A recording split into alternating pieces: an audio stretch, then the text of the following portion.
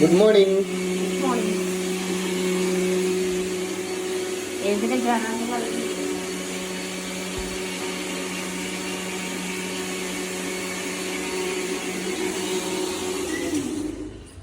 രാവിലെ തന്നെ നേരം വെളുക്കണല്ലോ ഈശ്വര.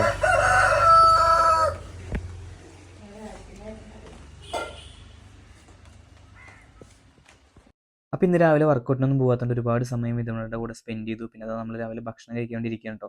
ഇഡ്ഡലിയും കാര്യങ്ങളൊക്കെ ഉണ്ടാക്കിയിട്ടുണ്ടായിരുന്നു. ഞാൻ പറഞ്ഞില്ലേ, പലഹാരങ്ങൾ ഉണ്ടെങ്കിലും ചില ദിവസങ്ങളിൽ ഞാൻ ഇതുപോലെ വെള്ളച്ചോറും ചമ്മന്തിയൊക്കെ ഉണ്ടെങ്കിൽ ചിലപ്പോൾ അതായിരിക്കും കഴിക്കാറ്. അപ്പോൾ ഇന്നും അതുപോലെ തന്നെ പതിവ് പോലെ വെള്ളച്ചോറും ചമ്മന്തിയാണ് കഴിച്ചത്.